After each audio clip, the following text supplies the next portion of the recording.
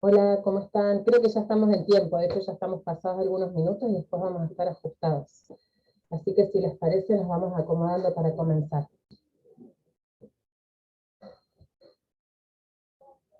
Bueno, ya somos un poquito más de 70, así que si les parece arrancamos, así ya estamos, como les digo, ajustados en el tiempo. Bueno, buenas tardes a todos, a los 70 que nos están escuchando del otro lado, desde la extensión de Neuquén y quizás en algún rinconcito de Río Negro. Y desde ya muchísimas gracias a la doctora Paula Vitale y al doctor Juan López Luro por estar presentes hoy en este encuentro. Bueno, vamos a dar inicio al encuentro de hoy dentro del marco del segundo curso anual de urgencias pediátricas. En esta ocasión, quizás con algo que nos afronta un desafío realmente importante para los que hacemos emergencias o urgencias o que estamos incluso en cualquier guardia, cuando nos llega un niño con algún trastorno del espectro autista y el desafío que esto lleva a poder comunicarnos con ella, abordarlos con ellos, abordarlos a ellos y tener en realidad un buen resultado, tanto para nosotros como personal de salud, para ese niño, por supuesto, que es quien viene con alguna queja, con algún dolor, con alguna situación a resolver, y por supuesto para su familia. Así que bueno, les doy la palabra entonces, chicos, a ustedes.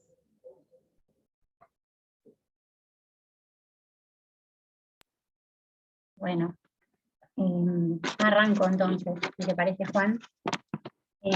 Muchas gracias por la invitación. Para nosotros la verdad es que es un espacio muy importante para poder compartir. Y bueno, es un desafío grande estar en una guardia y recibir pacientes con desafíos en la comunicación, así que bueno, intentaremos compartir un poco de lo que hay, digamos, de evidencia y algunas sugerencias y algunas guías que hay para la emergencia en este tipo de pacientes. Y bueno, cualquier cosa lo vamos conversando. ¿Sí puedo pasar ahí? Pensamos en algunos objetivos generales para esta charla. Inicialmente, bueno, conocer las características principales del trastorno del espectro autista, saber de qué estamos hablando cuando pensamos en el autismo, y qué características tienen las personas dentro del espectro del autismo, considerar cuáles son los desafíos generales que tenemos habitualmente en la atención en este grupo de niños y de niñas, revisar cuáles son los motivos de consulta que frecuentemente traen a las urgencias a estos chicos, y brindar algunas estrategias para tener una mejor comunicación con el equipo de salud. Entonces vamos a ir por eso. Vamos a empezar entonces inicialmente definiendo qué es el autismo. Como sabemos, es una condición del desarrollo, del neurodesarrollo, que tiene unas características particulares, que son dificultades para la interacción social, para la comunicación, no solo verbal, sino también no verbal, o sea, no es solamente problemas para hablar, sino también en el uso no verbal de la comunicación. En este caso estamos hablando del uso de gestos, de expresiones faciales, del contacto visual, ¿no? Y cuando pensamos en la comunicación, no solamente hablamos de qué cosas podemos decir o cómo nos podemos expresar con gestos y miradas, sino también cuánto comprendemos de lo que vemos o de lo que sentimos, o cuánto comprendemos del contexto en el que estamos. Las personas dentro del espectro del autismo generalmente presentan dificultades en la comunicación tanto para expresar como para comprender, sobre todo las cosas que son verbales, ¿no? Entonces ahí ya tenemos una clave de algunas cositas que vamos a ir hablando después. Ya sabemos que hay personas que tienen mayor y otras menor dificultad en la comunicación, pero es como una generalidad que se da en todo este grupo de personas. Y después otra característica es la que tiene que ver con el comportamiento. Muchas veces se dan conductas repetitivas y un repertorio cortito restringido de intereses o de actividades, ¿no?, que se repiten. Nosotros siempre decimos que el autismo es una manera de aprender diferente, ¿no? Pero bueno, el contexto o el entorno no está preparado para diferentes maneras de aprender. Entonces muchas veces esto lleva a tener muchas limitaciones en poder participar en las personas que tienen autismo. Entonces, generar entornos accesibles para estas personas, como podría ser, por ejemplo, una guardia o una atención en un consultorio, y conocer cuáles son las características, nos puede dar una idea de cómo hacerlo un poco más accesible. Bueno, hay algunas cosas como generales, pero sabemos que no hay dos personas iguales, y en el autismo no es diferente, la heterogeneidad es la regla, ¿no? Hay mucha variabilidad. Dos personas con el mismo diagnóstico de autismo pueden ser totalmente diferentes. tanto en niveles cognitivos o niveles de inteligencia, como en niveles de resolución lingüística, en las conductas estereotipadas, o en los intereses, o en la socialización. Tenemos personas dentro del espectro que no hablan, y que a lo largo de toda su vida tal vez no logran hacerlo, y otras personas que sí, y comprenden mucho mejor el lenguaje verbal. Hay mucha variabilidad, ¿no? Pero bueno, generalmente en niños chiquitos, en niños pequeños, tenemos estas características más como llamativas, ¿no? O importantes. Hay poco contacto visual, muchas veces hay retraso en el lenguaje, ¿no? Poco señalamiento, tal vez no responde al llamado, o hay una reacción sobre reacción, o al contrario, poca a los sonidos, ¿no? Parece que muestra poco interés por otros niños, por ahí se apegan a objetos diferente a otro grupo de chicos, ¿no? O a pares, por ahí objetos que no son juguetes, o mismo a un juguete, y es muy difícil tal vez variar esa actividad. Y es re importante, muchas veces hay algunas dificultades para adaptarse a cambios y a situaciones novedosas, como puede ser una consulta médica, ¿no? También a veces existen estos movimientos repetitivos. Bueno, ¿y de dónde viene el autismo? Tiene un origen que es neurobiológico, y esto quiere decir que hay una interacción entre los genes y el ambiente, tiene una carga genética muy importante, se siguen estudiando muchísimos genes, hay más de 700 genes en juego, pero hay muchas variaciones, ¿no? Y lo que sabemos es que, y lo que, digamos, se está de acuerdo, es que hay una variación en el desarrollo y el funcionamiento cerebral. Y como decíamos,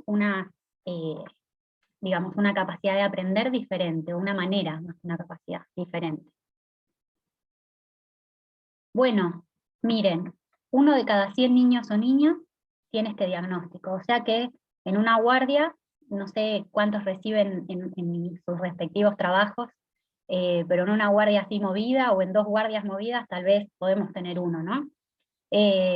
Habitualmente se diagnostica más en varones que en niñas, porque muchas veces la forma de presentación en niñas no es tan clásica como el autismo que conocemos, y se diagnostica en la primera infancia, entre los 2 y los 3 años como generalidad, aunque puede ser diagnosticado antes, por ejemplo desde los 18 meses, y aparecen precursores en edades más tempranas. O sea que podemos ver niños muy chiquitos. Bueno, y ahora vamos a empezar a pensar algunas cosas que, bueno, qué pasa en la atención en la emergencia, ¿no? Entonces tenemos como varios actores. Por un lado están el niño y su familia, por otro lado está el equipo de salud, y por otro lado está el ambiente, ¿no? De la sala de espera, el hospital, el consultorio. Entonces vamos a ir pensando como qué cosas podemos ver, ¿no? de cada uno de estos actores. Nosotros sabemos que este niño o niña tiene desafíos en la comunicación, tanto para expresar lo que le pasa y lo que siente, como para comprender lo que va a pasar. Tal vez otra persona podría entender rápidamente que está en una sala de espera, o un adulto, por ejemplo, que está en una sala de espera y que tiene que esperar, y que eso es para su bien, porque lo va a ayudar a mejorar, ¿no? Bueno, a veces, aunque se lo dijéramos nosotros, la comprensión del lenguaje no es tan sencilla. Por otro lado, hay algunos desafíos en la flexibilidad, que es lo que decíamos antes, la capacidad para adaptarse a los cambios y a situaciones novedosas. Estar en un ambiente nuevo puede ser un desafío muy grande. Por eso es re importante que siempre estén acompañados de sus papás, o de su familia o cuidador, ¿no? Por otro lado, tenemos la característica que no está siempre, pero que muchas veces acompaña esta tríada diagnóstica que dijimos de comunicación, interacción social y conducta, que es la cuestión sensorial. Hipersensibilidad a distintos estímulos, pueden ser estímulos táctiles, auditivos, lumínicos o térmicos, por ejemplo, ¿no?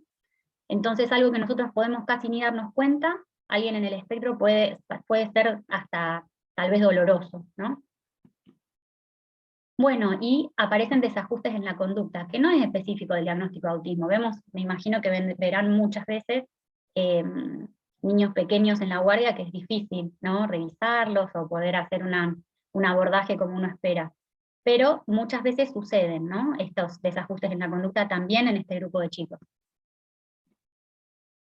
La presencia de una situación de urgencia, aunque sea una pavada que va por una simple, no sé, por una reacción alérgica a algo que se puede solucionar rápidamente y no implica ningún riesgo, y sea cortita y no haya nadie en la sala de espera, y sea como... Esto supone una alteración en la rutina diaria, y para las personas que les cuesta mucho aceptar los cambios, puede generar conductas problemáticas, ¿no? Por otro lado, tenemos la dificultad para comprender el contexto, y también tener como comportamientos adecuados a las exigencias del entorno. Eso quiere decir que, por ejemplo, si yo voy a una sala de espera, tal vez se espera, sin que nadie me lo diga, a que todo el mundo está callado, por ejemplo, ¿no? Entonces se espera que yo esté tranquilo sin gritar, o sin saltar, o sin correr, ¿no? Cuando yo no termino de comprender ese contexto, es donde por ahí aparecen algunos desajustes en la conducta o dificultades para darme cuenta que qué es lo que están esperando de mí, ¿no? Y muchas veces, entre ese contexto o entre esas exigencias está la expectativa que tiene el personal de salud, ¿no? Que es, por ejemplo, que me siente en la camilla, que abra la boca, que ahora me quede quieto, ¿no?, que me van a pesar. Entonces, esas exigencias del entorno pueden ser muy altas para, en algunas situaciones, de repente cuando, bueno, aparecen estas dificultades para comprender el contexto, ¿no?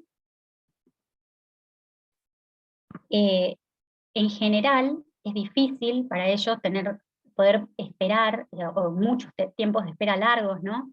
Sobre todo manejar conceptos abstractos como pueden ser el tiempo, ¿no?, como también pasan nenes chiquitos. Y bueno, todas estas características que hablamos hasta acá pueden llevar a que aparezcan en la consulta de emergencia desajustes en la conducta. Pero hay que tener una cosa estar atentos a que las conductas siempre son en respuesta a algo, ¿no? Y entonces, puede ser que sea por todo esto, porque hay mucho movimiento, porque hay mucha luz, porque es un lugar nuevo, porque hace calor o porque hay luz, bueno, un montón de cosas que son propias de la persona. Pero también el desafío sería darme cuenta si hay una causa médica, ¿no? Entonces hay que también acordarse que en estos casos, como hay dificultades para poder expresar lo que sienten, algunos síntomas pueden ser manifestados de manera diferente, ¿no? Por ejemplo, con llanto o con una conducta no tan apropiada, por ejemplo, para expresar dolor, ¿no? Entonces, asumir que estas conductas son solo comorbilidades psiquiátricas o parte del diagnóstico, ¿no? Vieron que dentro de la tríada diagnóstica no es que está mal comportamiento, no, son conductas que tal vez son repetitivas, algunas dificultades para flexibilizar esa conducta, pero en general siempre responden a algo, ¿no? Entonces hay que tener cuidado para no tener un diagnóstico inapropiado y que nos lleve a un tratamiento inapropiado. O sea, no asumirlo, quiero decir, como parte del diagnóstico. Por eso es muy importante ahí, que viene acá el relato de la familia. Nos tenemos que basar mucho, apoyar mucho en la familia, que son quienes más los conocen a los chicos. Entonces, si la familia dice, está así desde que se levantó, y no es la misma persona, se está golpeando, o lo noto muy decaído, bueno, lo que ustedes seguramente siempre hacen, pero en este caso, donde el lenguaje, que es nuestro mediador más importante, tal vez no está disponible, es muy importante apoyarnos en el relato de la familia. Bueno, entonces teníamos uno de los actores que son los pacientes, o los niños y las niñas, y por otro lado el equipo de salud, ¿no? Bueno, sabemos que los servicios de salud en general están sobresaturados, y que necesitamos una atención rápida de todos los pacientes. Esa es una característica que nos sucede en general. Cuando llega a la guardia o una consulta de demanda espontánea, en general no es un paciente conocido por el equipo de salud, de seguimiento, digamos, de cómo nos podría pasar al pediatra. Muchas veces los protocolos que seguimos son rígidos, porque son protocolos que se siguen ¿no?, con algoritmos. Muchas veces los procedimientos y los procesos de atención tienen cierta rigidez, y eso hace que sea tal vez, digamos, como acompañado por o en combinación con una persona también rígida, puede generarnos algunas dificultades.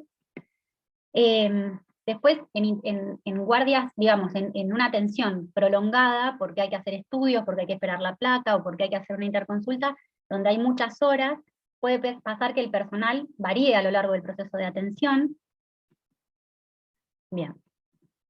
Ahí estoy yendo para atrás, perdón. Y muchas veces hay un poco de falta de información sobre este tema y cómo poder abordarlo, ¿no? Entonces hasta ahí vamos como presentando la situación que seguro después tendrán para decirnos más cosas, ¿no? Seguramente. Entonces si vemos esta foto, es una sala de espera que podría ser cualquier sala de espera. En invierno podría ser, por ejemplo. Bueno, en general hay tiempos de espera largos, ¿no? Seguramente todos van a ver cosas diferentes, pero estas son las cosas que a nosotros nos parecieron importantes resaltar. Es un ambiente poco predecible, yo no sé si va a pasar uno corriendo, si va a llegar una ambulancia, si va a haber un ruido fuerte, una puerta que se golpea. Hay muchas personas desconocidas, muchísimo movimiento, y en general vemos sobreestimulación sensorial, ¿no? En este caso podría ser, no sé, o porque hay ruido intenso, o porque hay olores diferentes, o porque hay muchas luces, o pocas luces, ¿no? Entonces ahí tenemos, bueno, donde por ahí tienen que estar los chicos esperando hasta que los atiendan, con estas características, ¿no? Bueno. Una vez que el paciente pasa a la consulta, ¿qué nos pasa habitualmente? A veces tenemos que tener procedimientos invasivos, otras veces necesitamos tener un contacto físico. Bueno, lo que decíamos antes, muchas personas durante la atención, que no son las personas de referencia del niño, hay sobreestimulación sensorial, movimiento constante y poca anticipación visual. En general, no estamos acostumbrados a anticipar visualmente, no solo verbalmente, lo que va a pasar, ¿no? Pensemos que uno de los desafíos es la comunicación verbal. Bueno, entonces ahí tenemos como una primera escena de qué es lo que habitualmente pasa. Seguramente todos van a tener como distintas situaciones en sus lugares de trabajo, ¿no? Habitualmente las personas, los niños en este grupo, en el espectro del autismo, consultan por cosas bastante parecidas a las de pares que no tienen diagnóstico, ¿no? Por ejemplo, catarro, hinofagia, otitis, dolor abdominal o dolor dental. Y bueno, a veces solamente el llanto o las dificultades en los cambios en la conducta pueden ser la expresión, ¿no?, de estos problemas, ¿no? Por eso siempre es muy importante realizar un examen físico completo. Otros motivos de consulta que muchas veces se asocian a comorbilidades del diagnóstico, como puede ser, por ejemplo, la constipación, sí es más frecuente como motivo de consulta en niños en el espectro. A veces hay niños que tienen mayores niveles de tolerancia a estímulos como, por ejemplo, dolorosos, y pueden generar situaciones de emergencia, por ejemplo, quemaduras, porque hay un umbral más alto al dolor. Problemas en la alimentación, que son muy frecuentes también, con déficits nutricionales, secundarios a estos problemas, como por ejemplo puede suceder en el escorbuto, trastornos del sueño que también son muy frecuentes, y bueno, y eso puede predisponer a accidentes, por ejemplo, entre muchas otras cosas, en personas más grandes o en niños adolescentes, cuadros psiquiátricos, y bueno, a veces hay necesidad de medicación que puede presentar reacciones adversas y por eso concurrir a una guardia, ¿no? Bueno, este es un trabajo que quiere evaluar, o busca evaluar la utilidad de un plan especial de atención para niños en el espectro del autismo previo a una internación, ¿no? Entonces lo traigo solamente para comentarles, es un estudio que fue retrospectivo, y se hicieron unas encuestas a los pacientes que iban a ingresar al hospital con diagnóstico de autismo, para conocer qué experiencia tenían, y los comparaban con aquellos que no habían tenido acceso a este plan. El plan es como un formulario que recibe la familia y que completa con características de la persona, ¿no?, del niño que se va a internar. Entonces, las preguntas, estoy corriendo esto que no veo, incluyeron cosas o aspectos relacionados con el trato y el respeto, si recibieron explicaciones fáciles de comprender, si los han escuchado cuidadosamente, si los han ayudado a manejar el miedo o el estrés de la internación, ¿no?, personas que están en la guardia y se decide su internación. Si les han preguntado si hay algún comportamiento de su hijo que necesita una asistencia especial por parte del equipo de salud, si les preguntaron si alguna situación del examen físico puede ser molesto para su hijo, cómo expresa las necesidades y si hay algún estímulo sensorial que le molesta o no lo tolere. Entonces, a ver, La barrita negra es las familias que estaban dentro de este plan, y la gris es la que no. Y todas estas, y cada una de las barras son una de las preguntas que les conté recién. Ay, perdón. Entonces ven que en todas las preguntas la experiencia era mucho mejor. La experiencia era mucho mejor cuando se habían hecho estas preguntas que tienen que ver con cuestiones propias de cada niño y de atención hacia la familia, ¿no? Después este otro trabajo, se hicieron preguntas no solo a las familias, sino a otros profesionales del equipo de salud y administrativos en la guardia, para buscar cuáles eran las prioridades clínicas y qué recomendaciones necesitan para una mejor atención, ¿no? Entonces esto fue como bien interdisciplinario. Y tienen un N grandísimo, hicieron un montón de encuestas, y lo que resultó fue, los grupos eran bastante homogéneos, estaba bastante bien diseñado, y lo que resultó fue que necesitaban, las personas sugieren contar con una herramienta estandarizada de screening de necesidades especiales que pudiera optimizar la atención. Por ejemplo, un checklist en la admisión. Por ejemplo, ¿hay algún estímulo que le moleste? ¿Qué cosas no le gustan? Le asusta el guardapolvo, no le gusta que lo toquen, ¿no? Características propias del niño. Después, sería importante, ellos sugieren espacios de espera alternativos, ¿no? Que sean tranquilos y silenciosos, preguntar a los padres sobre estrategias efectivas para el mejor manejo de sus hijos, o sea, que el personal de salud le pregunte a la familia qué es lo mejor para tratarlo, ¿no? ¿Cómo sería mejor abordarlo? Por otro lado, identificar que el personal registre las características del niño, ¿no? Por ejemplo, estímulos sensoriales, y formación de los agentes de salud que trabajan en la guardia sobre el manejo de pacientes en el espectro. Bueno, hasta acá un poco estos trabajos como que nos traen un poco de información que es bastante intuitivo, ¿no? Es lo que va sonando lógico, pero que a veces es difícil de llevar a la práctica por diversas situaciones, ¿no? Pero bueno, tenemos esta guía provincial. Juancito, vos en cualquier momento me frenás, porque Juan fue parte de la confección de la guía, y en esta guía se detallan distintas recomendaciones, tiene un grupo de trabajo re importante la guía, de personas que saben mucho sobre comunicación, y se generaron unas recomendaciones para personas con diferentes desafíos en la comunicación, ¿no? No solo autismo. Ahí las pusimos: discapacidad visual y auditiva, trastornos del lenguaje, discapacidad intelectual y parálisis cerebral. Y están detallados en diferentes secciones, ¿no? Con recomendaciones específicas. Entonces, lo que nos trae hoy acá, lo que nos dice la guía, es que las divide en dos grupos, ¿no? Personas con poco lenguaje y personas con lenguaje un poco más fluido, ¿no? Entonces, las personas con poco lenguaje y con una comprensión sobre todo visual, si nosotros pensamos todo lo que, si yo ahora corto el power y dejo de compartir y sigo la clase, todo lo que voy diciendo y que ustedes comprenden va a ser solo por lo que digo. Ahora, si aparecen imágenes, ahí el apoyo visual siempre ayuda un poco, a todos nos ayuda. Entonces, una de las primeras sugerencias es utilizar pictogramas para adelantar la información necesaria, ¿no? Y esos pictogramas tienen que estar siempre visibles, como un recordatorio de la secuencia que vamos a seguir. Nos recuerdan que la persona que necesita información en todo el proceso de atención, como si fuera un bloque, ¿no? O sea, desde que empieza hasta que termina, que es todo lo que va a pasar. Una vez que presentamos la información, ahora yo les voy a mostrar en el próximo cómo podría ser un ejemplo, tenemos que ir mostrando en qué momento de toda esa secuencia estamos, ¿no? Entonces, si vamos a auscultarle los pulmones, y vamos a usar el estetoscopio, tal vez aparece un pictograma del estetoscopio y estamos en ese lugar, en ese momento. Después tal vez lo que vamos a hacer es mirar los oídos, y entonces aparece una flechita a ese pictograma, y estamos en ese lugar.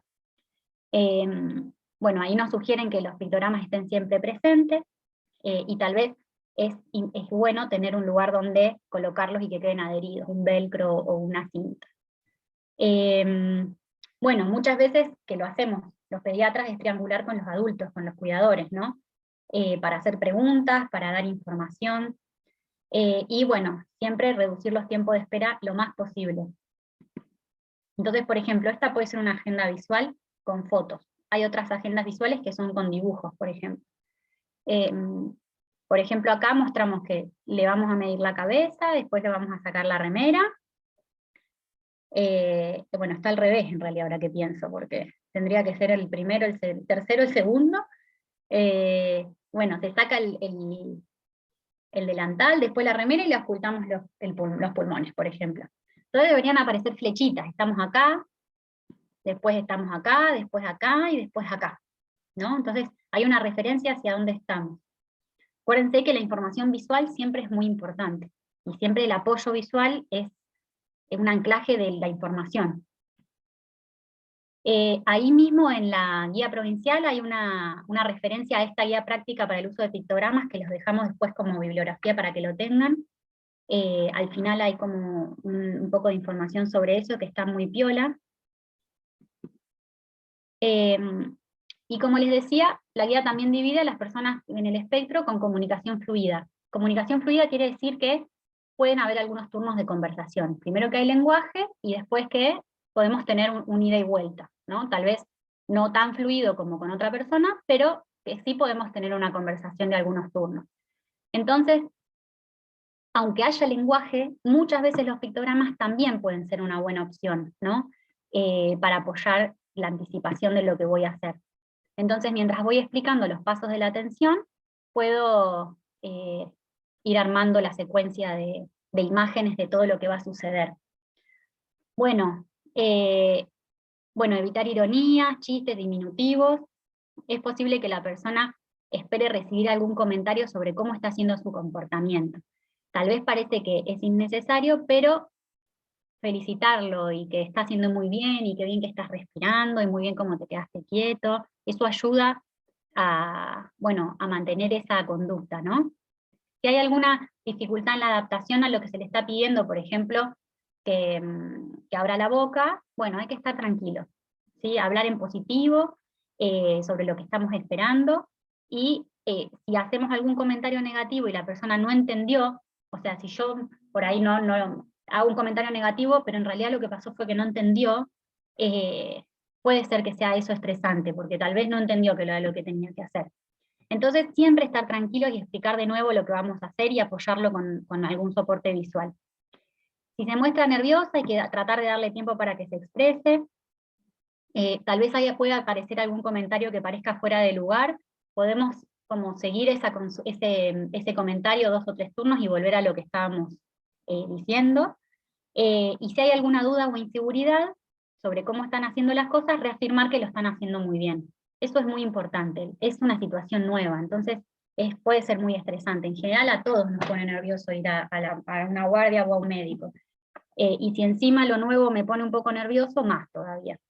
Entonces, por ejemplo, siempre brindamos una explicación breve de lo que va a suceder, y por ejemplo, este ejemplo está muy bueno.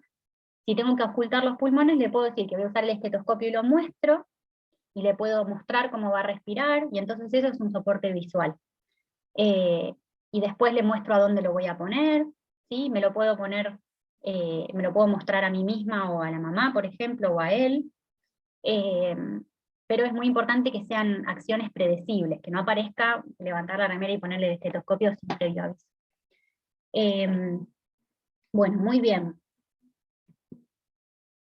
Esta es nuestra guía provincial. No sé, Juan, si querés comentar algo de esto, y no vamos con otras recomendaciones. No, sigamos. Bueno, hay algunas otras recomendaciones. Estas son algunas guías de otros países. Hay algunas guías que están en español, que son españolas, y hay otras, esta es de Estados Unidos, y esta es de España, y esta de acá, de la derecha de todo, es inglesa. Todas más o menos repiten un poco lo mismo, y el concepto es más o menos similar, ¿no? Entonces, podemos dividir la atención en la urgencia en 3 momentos. Uno previo, que es la preparación del ambiente, la comunicación, y después cuando ya estamos en el examen físico propio en la consulta, ¿no? La comunicación de alguna manera está en todos los procesos, ¿no? Pero la comunicación podría ser el momento en el que intercambio con la familia, ¿no? Entonces, si tuviésemos que pensar con todas estas características que estamos viendo, La preparación del ambiente, bueno, sabemos que la espera puede ser una de las partes más difíciles de la visita, y que a veces hay esperas que son, ya sabemos que tenemos una demanda muy grande, y que los sistemas están sobreexigidos, entonces siempre hay espera. Pero siempre que el triage lo permita, y de ser posible, darle prioridad para reducir la espera a todo lo que se pueda.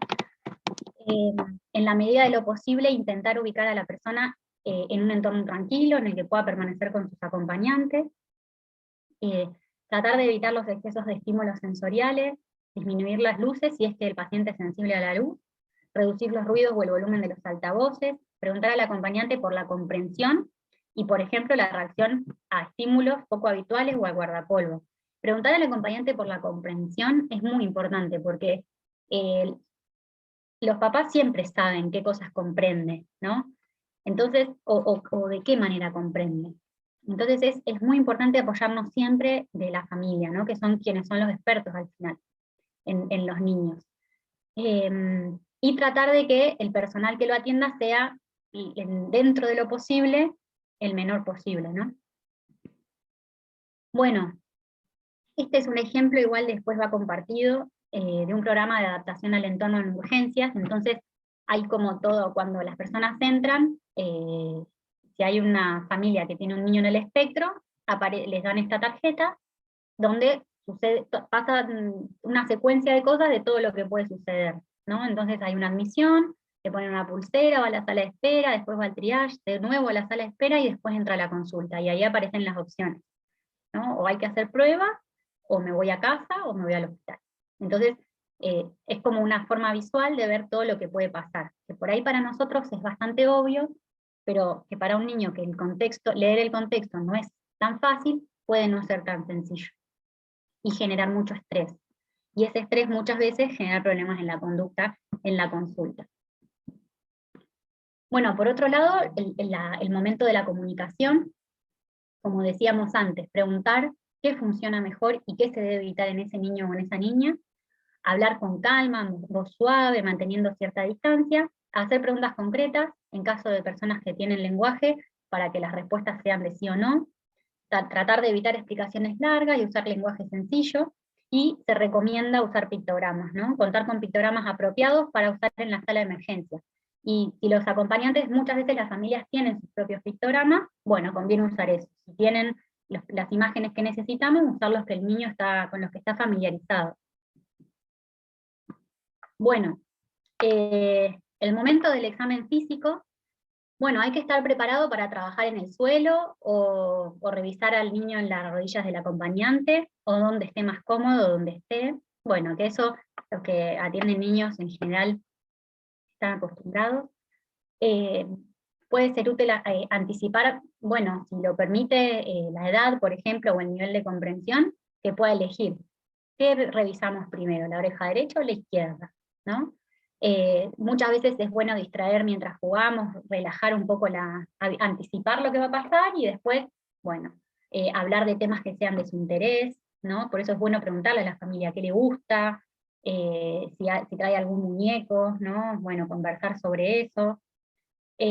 Bueno, siempre considerar temas sensoriales, como la temperatura del estetoscopio o de otros materiales, el sabor de los medicamentos, mostrar todos los materiales previo a utilizarlo, anticipar siempre cada paso del examen físico, o antes de algún procedimiento, mostrando imágenes otra vez, o con un muñeco sobre uno mismo, donde él pueda ver lo que va a pasar. Y apoyar las explicaciones con imágenes fundamental. Bueno, y en lo posible, si está ahí como explorando, bueno, dejar que toque un poco el equipamiento, y se vaya como familiarizando con el lugar. Ahí hay una imagen que me pareció genial, por eso la puse, que es como un llavero con pictogramas, que puede ser como ponerlo dentro del bolsito de la guardia, puede ser una buena idea. Acá hay un ejemplo de pictograma. Esta guía está compartida después, es una guía que está re bien, está muy piola, que tiene un montón de pictogramas. Este es un ejemplo, ¿no? Pero de cosas que podemos mostrarles. Por ejemplo, el otoscopio, vendas, o el estetoscopio, el termómetro, bueno, o qué es lo que vamos a ir haciendo. Bueno, si aparecen comportamientos así como poco adecuados o problemáticos, hay que tratar de no darles mucha entidad, no darles mucha atención. Estar tranquilos, evitar movimientos bruscos, y al contrario, prestarle mucha atención cuando hay un intento de tener una conducta apropiada, ¿no? O de realizar una conducta que le estoy pidiendo. Si aparece una conducta no apropiada, bueno, tranquilo, yo me quedo tranquilo y espero y no le doy tanta entidad. Hay veces en que es necesario, porque el cuadro clínico lo amerita, o sea, necesitamos tener como hacer el examen físico en ese momento, entonces se puede usar contención mecánica, solamente si es imprescindible y conviene pedir ayuda a la familia. Ellos son los que saben cuál es la mejor forma para hacerlo, y bueno, y poder llevar adelante el examen físico. Bueno, acá al final va toda esta bibliografía, después le compartimos, acá están todas las guías, la primera es la guía de Neuquén, y después están una información, hay distintas guías y cuestiones con pictogramas, y bastante información, así que creo que ahí pueden encontrar muchas cosas, y cualquier cosa pueden contar con nosotros para lo que necesiten. Espero que se haya entendido. No sé si ahora hay preguntas.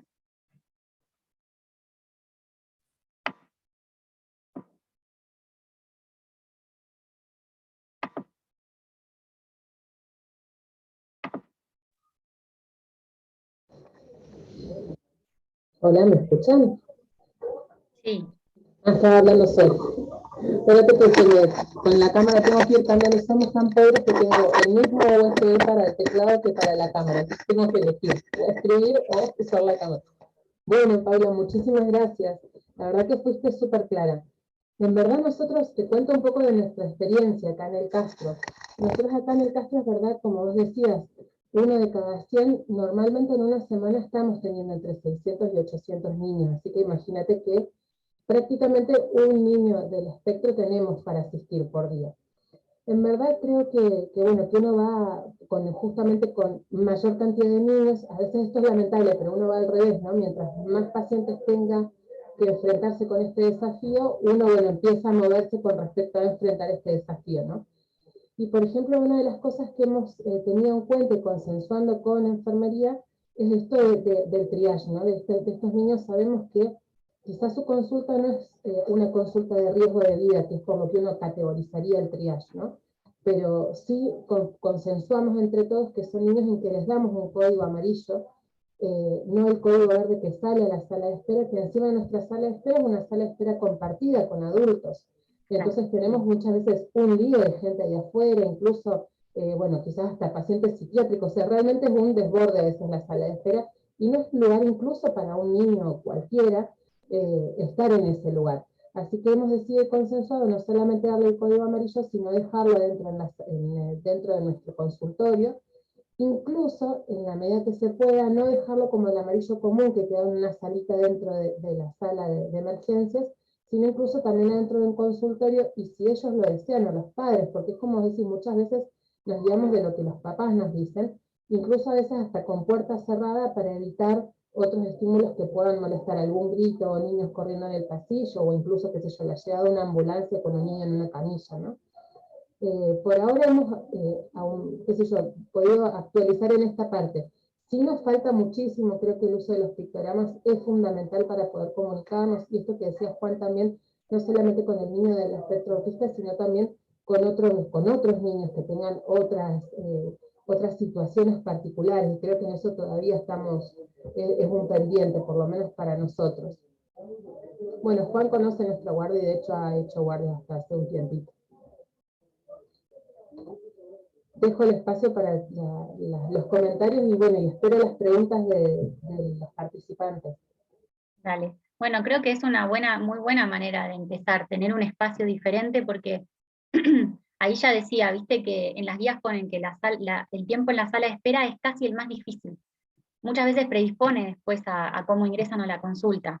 No es lo mismo enseguida entrar y bueno, y poner pictogramas y que aparezca, bueno, que al final se va a la casa en el pictograma, y que, ¿no? Si es una consulta que sabemos que va a terminar así, y o se van a la plaza, o aparece algo divertido para hacer, que estar 2 horas en la sala de espera, que eso cansa a la familia, al niño, bueno, por supuesto. Así que me parece que es como buenísimo, que tengan un lugar diferente para poder esperar, ya es como una parte grande ganada, genial.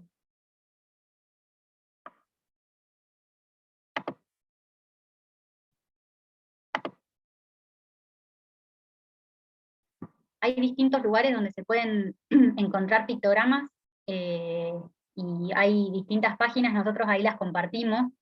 Los pictogramas se pueden, por ejemplo, plastificar y quedan ahí mismo y se pueden usar, o sea que se hacen una sola vez, y después no es que yo tengo que siempre usarlos, que siempre hacerlos, o sea, es algo que tal vez te demanda un ratito un día y después ya quedan, que es una secuencia habitual, por ejemplo, de revisar, de auscultar, o de ver la garganta y los oídos, podría ser, por ejemplo, una secuencia que usamos frecuentemente.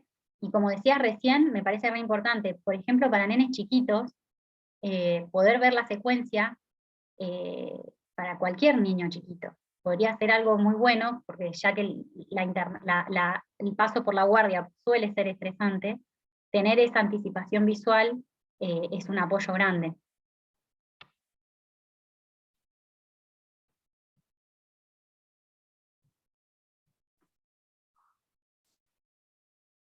No sé si hay preguntas. Yo quería agregar también algo, si les parece, que es esto de los pictogramas, también sobre todo cuando se repite la situación, por ahí más en el contexto de las consultas de consultorio, ¿no? Como más programadas, es fundamental, porque si no, muchas veces los chicos chiquitos, tal vez que están en el espectro del autismo, además pensemos que también uno puede estar recibiendo pacientes que no tienen diagnóstico. Pero bueno, a veces la comprensión puede ser un poquito más lineal, y un poquito la flexibilidad un poco para comprender puede hacer que tal vez el chico pueda entender de que terminó la situación o que salió, no porque terminaba, sino porque tal vez hizo un berrinche. Entonces tal vez el chico está enojado en la consulta, y qué sé yo, y bueno, justo da la casualidad que termina la consulta y hay que seguir trabajando y el chico se va. Entonces la presencia o la implementación de pictogramas muchas veces ayuda a este chico a entender que en realidad había una secuencia lógica que iba a pasar, y que tal vez llegó el momento de irse, y que no es que se va porque está enojado, o porque le pegó a la mamá, o porque mordió, o porque tuvo alguna conducta, ¿no? Entonces a la larga esto va mejorando un poquito la posibilidad de adaptarse a la consulta médica. De hecho, pensándolo un poco, esto de los nenes que recibimos sin diagnóstico, muchas veces el principal elemento que ve el equipo de salud es justamente la dificultad para adaptarse a la situación de consulta, o de control de enfermería, o de consulta de salud, o lo que sea, ¿no? Así que bueno, estaría buenísimo. No sé si, yo no veo el chat, no veo, Paulita, si vos decías que estabas compartiendo. No, yo acá aparecen preguntas, no hay, no sé si... Ah, No, en verdad el lugar donde preguntan es ese, donde dice Q y A, pero bueno, ahí en realidad felicitaciones. Muy clara la exposición, muy buena la clase, súper clara. ¿Alguna consulta en particular? No. o alguna situación que les suceda habitualmente. Sabemos que hay situaciones que son propias edilicias, que no permiten a veces tener como todo como uno espera, pero bueno, esto de ir como acomodando, tal vez sabemos que es muy prevalente, y que no siempre solamente se necesita para niños con este diagnóstico, tal vez tener un espacio, hay niños sin diagnóstico y hay niños con dificultades en el lenguaje, por ejemplo, o niños con dificultades en la conducta, o que tal vez, bueno, necesitan también un espacio diferente sin tener ese diagnóstico. Entonces, podría ser una buena estrategia pensar como en lugares de espera, y esto que hacen en el HOSPI de que en el triage lo contemplen está genial. Sí, nosotros, ahora estaba recordando otra de las cosas, Paula, nosotros lo que nos pusimos a pensar es en qué momentos desde que los padres deciden cruzar la línea de la vereda hacia el hospital, en qué momentos los niños podrían estar expuestos a mayores situaciones desagradables. Entonces una era el previo al triage, pero también el antes del anotarse también. porque justamente como te decía, acá se anota y se anota, todos en una misma admisión, tanto el niño como el adulto. Si bien tienen en general prioridad los niños, supongámonos en una fila de 5 personas hay 2 adultos y 3 niños, pero hay 3 niños diferentes. Entonces nosotros lo que hemos también confeccionado, que quizás eso pueda ser copiable en otros centros, es una tarjetita que ya la cambiamos a condición, Juancito, porque decía patología en realidad, es una tarjetita que se entrega a algún niño que requiere que la enfermera la pase al triage con prioridad. Supongamos, un niño con un espectro autista, un cardiópata recientemente operado, no sé, un niño con alguna, no sé, un EPOC, es decir, niños que sabemos que no pueden demorar la llegada del triage, porque lamentablemente quizás haya 15 niños para triallar, y el enfermero va a ir por el orden en el que se anotaron, y después sí se vuelve a clasificar en realidad realmente una vez que ya está triallado. Pero hoy también teníamos un tiempo muerto que nos parecía bastante importante.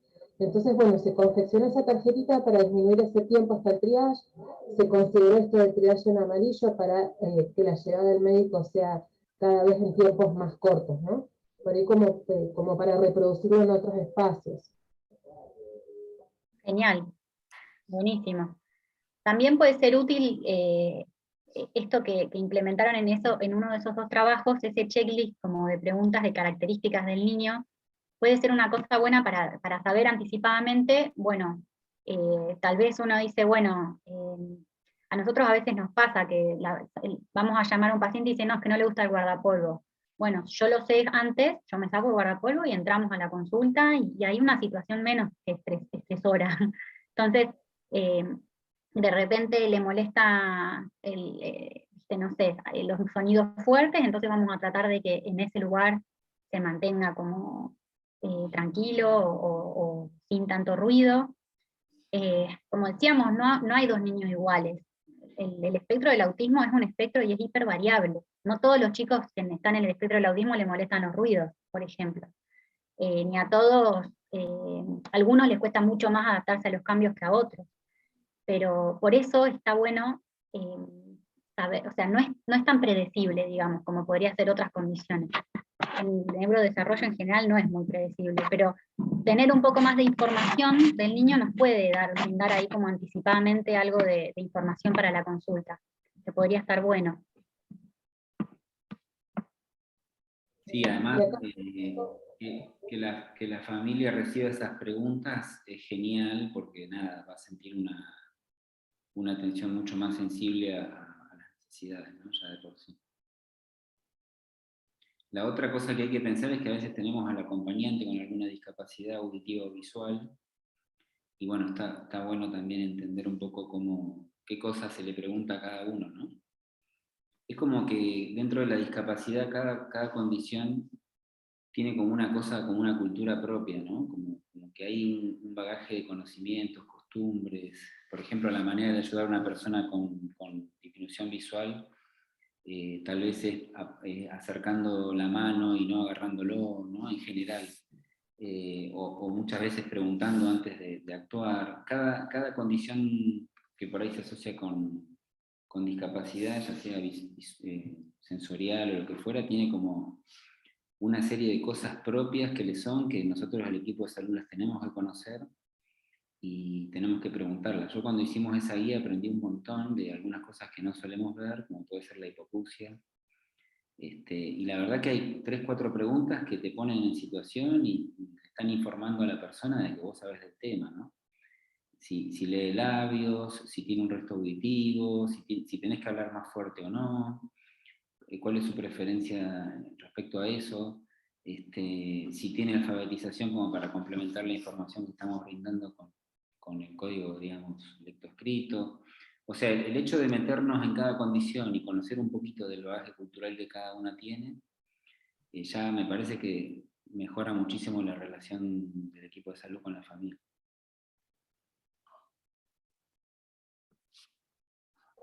Sí, acá chicos no nos queda mucho tiempo, pero acá Francisco, bueno, vuelve a recalcar entre otros comentarios de la claridad, y que bueno, comenta que en realidad tú solo por el momento has visto uno de estos pacientes con estas características y que realmente les fue difícil atender. Y acá Cristian después pregunta, en el caso de los niños que están próximos a cumplir ya los 14 años y se convierten en pacientes adultos, y se está contemplando una especie de transición entre el pediatra y el clínico, o algo así. Incluso a mí también esta pregunta me genera otra pregunta, es si hay clínicos en realidad que tengan esta mirada diferente, porque quizás, como decía Paula, el pediatra como que viene inherente al pediatra algunas cuestiones que son propias del abordaje de estos niños, pero no sé si del clínico, no sé qué piensan ustedes, o si trabajan o hay médicos generalistas, médicos de adultos, médicos clínicos que tengan este abordaje. Un temón. Sí, no sé qué contestar. Es un tema Sí, pendiente. sí, yo personalmente encuentro dentro de la psiquiatría más, pero después es difícil encontrar clínicos o neurólogos de adultos que tengan una mirada sobre la discapacidad del desarrollo todavía. Pero es un problema en todo, ¿no? Me parece la transición a la adultez, porque yo creo que nosotros tenemos, bueno, yo por ahí soy medio charleta, por ahí estamos medio sobre la hora, ¿no? Pero nos formamos un poco con conocimientos trasladados de adultos, ¿no? La pediatría aprende muchísimo de adultos porque en adultos se puede investigar más, pero ahora estamos con esto de la transición, con un montón de condiciones más propias de la infancia, como las cardiopatías congénitas, como las condiciones del neurodesarrollo, que es al revés, están llegando adultos que no manejan, ¿no? Entonces es un desafío, me parece, para casi todas las condiciones crónicas de la infancia el pasaje a la adultez. Nosotros, de hecho, atendemos hasta 18, y a veces un poco más también. Y acá Héctor hace un comentario acerca del hospitalario versus lo privado, que es verdad, en las salas de espera, el hospitalario es muy difícil, este comentario de cómo es nuestra sala de espera, que creo que se replica en otras salas de espera también dentro de la provincia, y pone, bueno, que junto a niños que los miran raro, los adultos, y a veces es un ida y vuelta, y que, bueno, por ejemplo, la clínica San Lucas tiene una sala de espera, de por sí la clínica es de niños, ¿no? Pero tiene una sala de espera con juegos afuera y adentro. Bueno, estos espacios que también sí creo que son una deuda de los ambientes hospitalarios, ¿no? Sí. Bueno, chicos, creo que estamos llegando, ya nos queda un minuto, no sé si quieren algún comentario o algo más. No, yo creo que lo más importante es la actitud. Ahí la familia valora la actitud, así que hay que ser comprensivos y tener una actitud ahí de respeto en general hacia la diversidad, y eso ya es, yo creo que prácticamente el 100%, y después todo lo otro viene, ¿no? Como están haciendo por ahí, bueno, tal vez en otros lugares también, como están haciendo todo esto que decía Belén en la guardia de emergencia, ¿no? Sí, después gracias por poner en agenda este tema, porque es como muy importante, y no sé si siempre se tiene en cuenta, como el abordaje en general de niños con discapacidad del desarrollo, así que, bueno, cualquier cosa que necesiten, acá estamos. Bueno, chicos, muchísimas gracias. Ahora sí, el tiempo. Muchas gracias Bueno, por la buena de nada, onda, hasta luego. además por la claridad, creo que eso es fantástico. Así que muchísimas gracias a todos.